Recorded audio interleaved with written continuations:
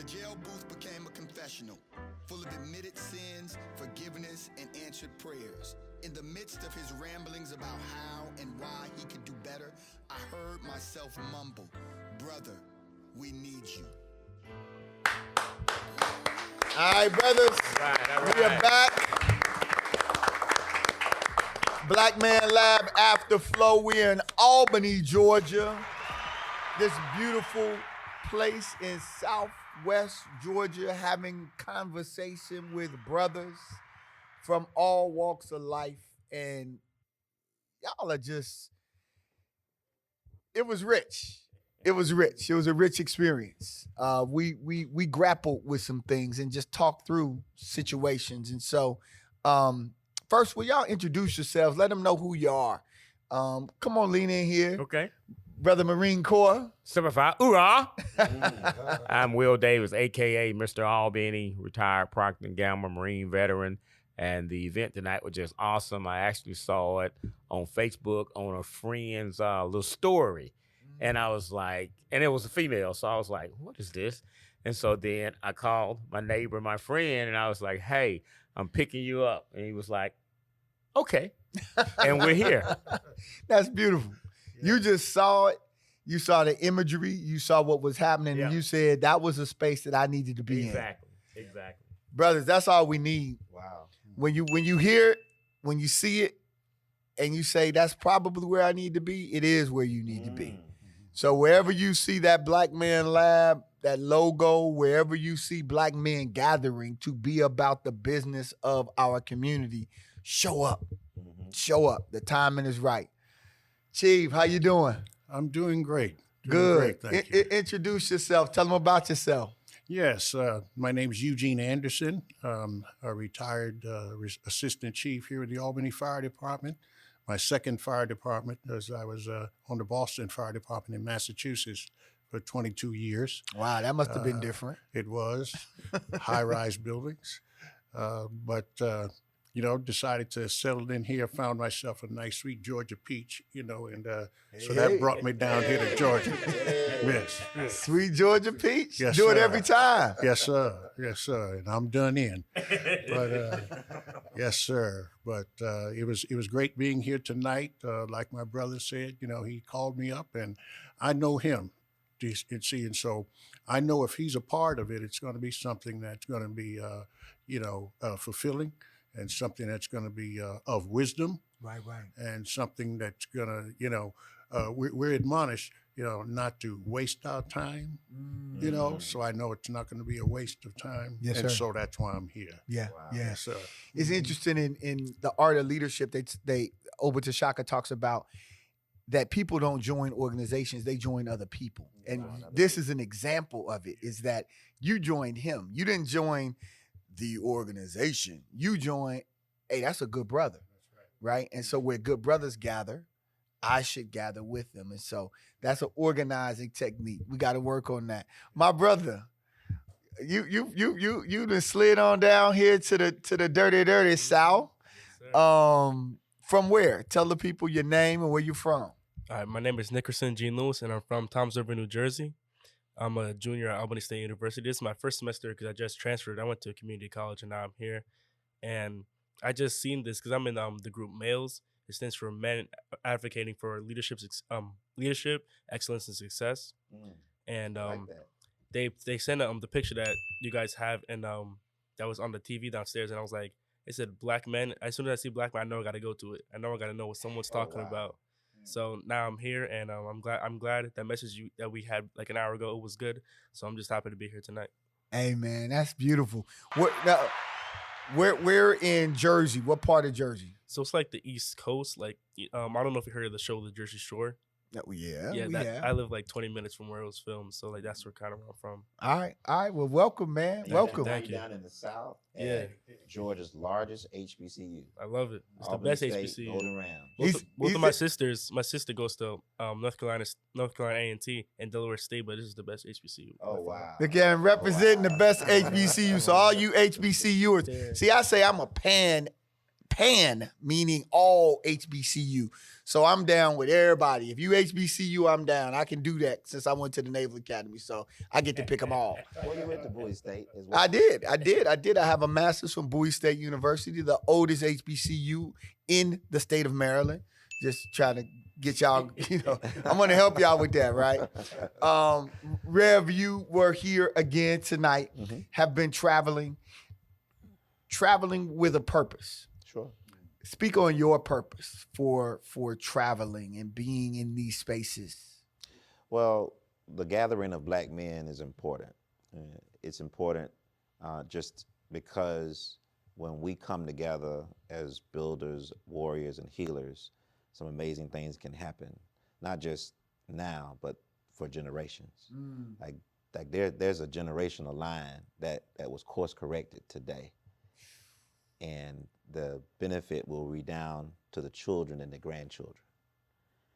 And if you wanted to put your finger on it, it started with a consciousness that was awakened tonight by one of those brothers that were in that space. That kind of creative power is unique to the Black Man Lab. I've been a part of lots of organizations, led a few of them, but there's something that's very special about this. And so it's meaningful. Of course, this election is important. And people have so much to say about what black men are going to do and what we're not going to do in this election cycle. Man. I deeply believe that if 2020 was the story of how black women rose up to save our democracy, 2022 is the year that black men will show up and show out and also say to this country, not only do we have something to say, but we have something that we want, and we want it right now. And look, All right. Just Eldridge Media is working at a breakneck speed to get these podcasts up, right? So Brother Eldridge and the team, they working because they want these podcasts to go up, and then they want y'all to share across all of the state to engage brothers, so that the idea, because there's a brother out there who's just going through YouTube who might just be like, man, I ain't gonna vote, I ain't gonna do this. And what we saying to you, brother, is that we got the power. We're going to exercise the power, and we're going to continue to build. So we want you to be engaged, right? And we're going to keep building and keep healing and keep being warriors in our community. And so this is what that looks like, is that there are spaces like this. So our hope is that your faith is renewed in us, not in the system. No, you can't put any trust in the system. We don't put any trust in the system. Our hope is renewed in us. Yeah, I believe in us. That's right. So with that, brothers, I want to just hit y'all real quick with something.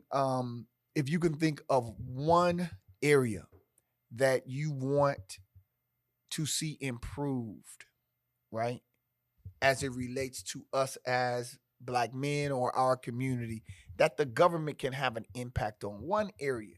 You don't have to give a lengthy soliloquy about it, but just one area that you say, the government could fix or work on this, and I'd like to see them do that. Pick one, anybody.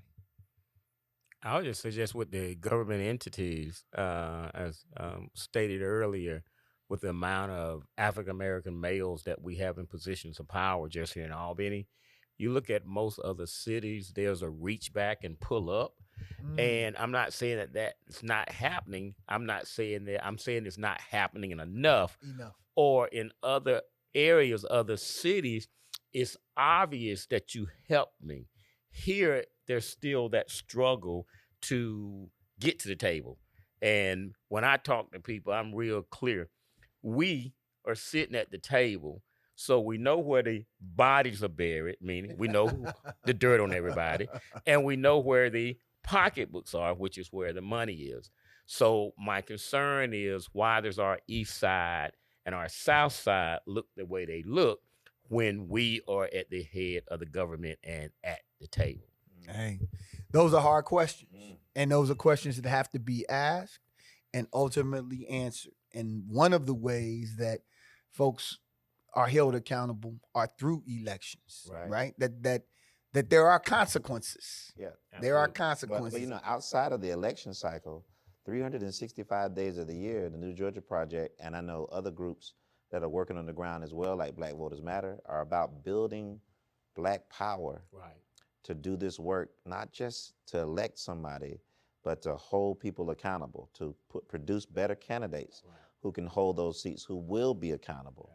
Ultimately, if we don't do that, we get to a place where the folks in power look like us and we get nothing different. So we have to change the game, not just the players.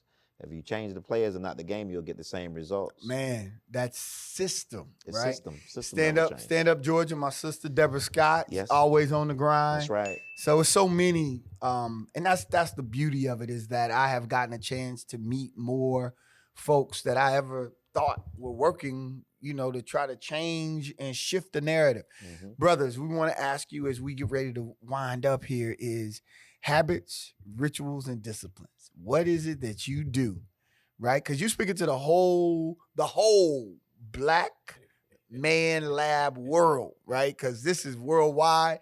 What would you tell a brother? I'm going to start with you, young fella. What would you tell a brother, a young man? You're in college. You're a junior.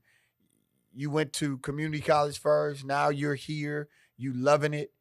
What's the path, man? What do you do every day that allow you to be in this space at what you described as the best HBCU in all the land?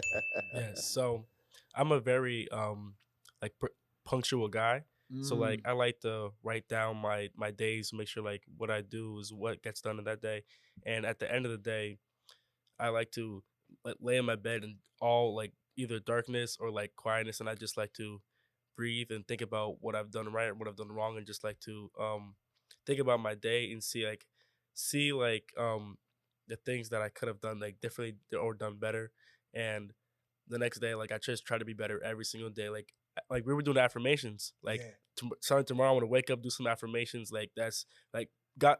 You know how guys are. Guys like, oh, I'm not doing that. That's the girly things. But no, like real men do stuff like that. Like it doesn't take, like, you don't have to be feminine or whatever. That doesn't matter. Like as long as like your mental is good and like find certain ways. Because what happens, what helps me might not help him. What helps me might not help you. But you have to find something. Try out different things to make sure that your mental will be good. All right, that's strong. That's strong. Chief. Well, I'm a strong believer in the Word of God. Yes, sir. And the fact is, whatever goes in is what it's going to come out. And so I'm in that Word every day. Solomon, the wisest Black man that there ever was. Speak now. Y'all look out now. Solomon said, "In all thy getting, get an understanding." And there's nothing better, that a young man can get or that a Black man can get is to get himself some understanding. I encourage young people all the time. There's 31 chapters in the book of Proverbs. So you got a chapter for every day of the month. And then you got a couple of chapters on those months that don't have 31 days that you can read another chapter on those days. And you can put some positive, good, solid word and understanding and wisdom and knowledge, because he said those are the three things that you have. And one of the sayings that I developed from that is that you have knowledge over here, which is easy to get. You got wisdom over here, it's not that easy to get, but that's the other side. And the bridge that gets you over is the bridge of understanding. And so, that's it. That's it. He gave you the visual. He walked you through. You might preach that this Sunday. What you got, my brother? Habit, ritual, discipline. Coming from the Marine Corps, I can only imagine, but I'm going to let you run with it. Hey, still up at 5:30. Oh, Lord, my grandson, I'm taking him to school every morning. Well, I'm actually up at 5:15, but I don't get up at 5:30. And then, like I said, the exercising, I got the weights on the back porch. My grandson, I've gotten him into the gym, but getting my coffee, my calendars in my phone, going through my coffee at the local coffee shop, playing my day. At about 8:30, I'm going to the afternoon, come back in, reassess the situation, make phone calls, touch bases with clients and everything like that. And so, again, it's just that level of consistency. Yeah. That level of consistency. You heard that Marine Corps reassess the situation. I'm like, oh, the situation is, we in Albany just like working and chilling, but he's like, I'm gonna reassess this situation. Coffee house did not have the creamer that I wanted. But here's the other thing though I caught was that I used to think that, weights on the porch was like something that happened in South Central or on the South Side, but is that a black man?